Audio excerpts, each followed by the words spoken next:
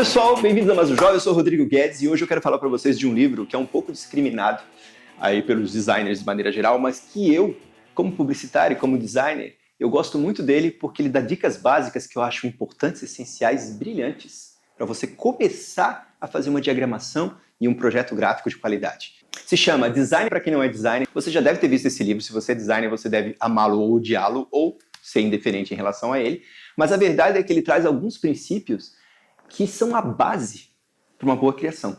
Então vamos lá, para os 4 princípios, o Robin Williams chamou de princípios de Yucca. O primeiro princípio é o princípio do agrupamento ou da proximidade, que diz o seguinte: itens que têm relação entre si, ou seja, semanticamente ou visualmente têm relação entre si, devem ser agrupados. Quando você joga os elementos de qualquer jeito na página, eles vão estar todos desalinhados, desagrupados, e a cadência e a leitura ela fica comprometida.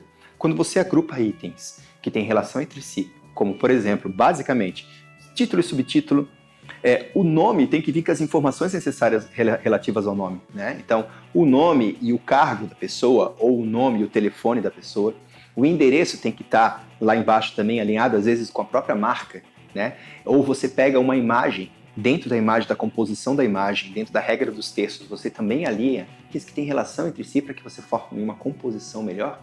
Você está fazendo um bom design. Qual que é a função do agrupamento e proximidade? Dar uma ordem lógica e hierárquica para a sua peça publicitária. Eu sempre digo que toda boa peça publicitária tem 3 níveis de hierarquia de leitura. 1, 2 e 3 níveis. A segunda regra do Robin Williams é a regra do alinhamento.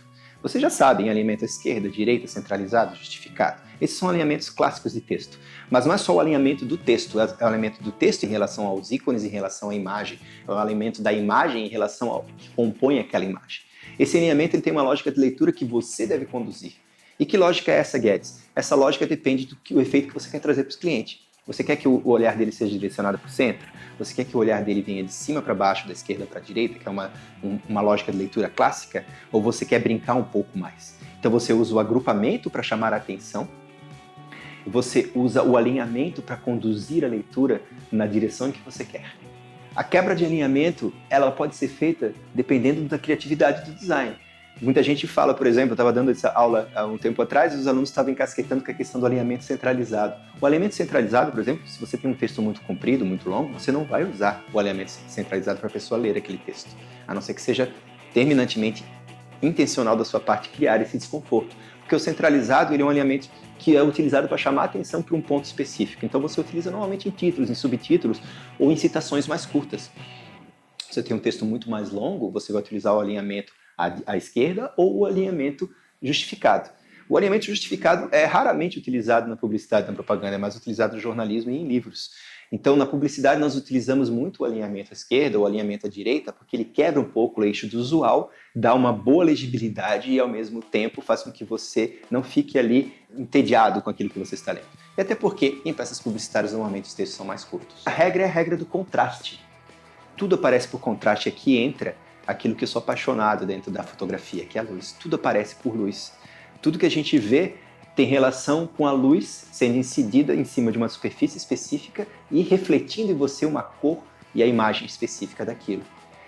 Quando você trabalha com a luz e sombra, independente de ter cor ou não, você dá maior ou menor contraste. Você pode trabalhar com contraste com tamanho de fontes, ou tamanho de imagens, tamanho de ícones, com o tipo de fonte, fontes mais bolds, mais contraste, fontes mais lights, menos contraste.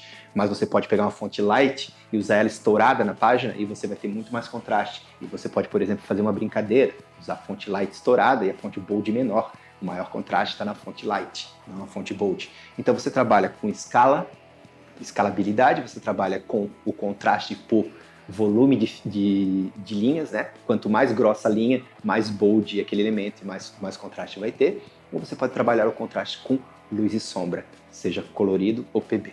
E o contraste é o que vai dar o toque final aí naquela sua diagramação. Então você trabalhando bem o agrupamento, bem o alinhamento, bem o contraste, você já tem uma peça aí que está dentro de uma regra de leitura que vai trazer vai ser muito mais agradável. E por último, mas não menos importante, a regra da repetição. Quando você quer criar uma coerência numa campanha publicitária, uma coerência num livro, uma coerência numa revista, você repete elementos. Esses elementos repetitivos podem ser todas essas regras anteriores, pode ser um elemento de contraste, pode ser uma figura específica, pode ser a marca d'água da logo, pode ser um tom de cor específico, mas a repetição é o que vai dar para o leitor a sensação de que tudo que ele está lendo, seja o outdoor, seja o anúncio, seja o comercial de TV, seja o post de Facebook, seja o post no Instagram, está dentro de uma mesma campanha, faz parte de uma mesma marca.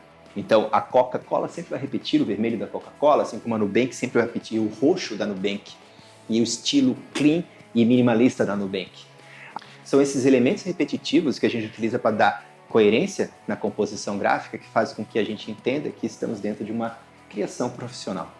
Podemos aprofundar mais isso em cursos futuros que eu vou estar trazendo aqui no canal, cursos de como você utilizar isso na prática mesmo, mas aqui é um en passant e uma recomendação para que você leia esse livro porque vale muito a pena. É um livro básico, é um livro que nem sempre agrada a muitos designers, mas para quem não é designer e para quem está começando, é essencial para que você entenda ali os princípios básicos de composição ou aquilo que chamamos de ortografia visual. Ortografia visual é justamente a correta forma de você utilizar a grafia visualmente para conduzir uma leitura. Espero que vocês tenham gostado desse jogo. Sintam-se abraçados e até o próximo.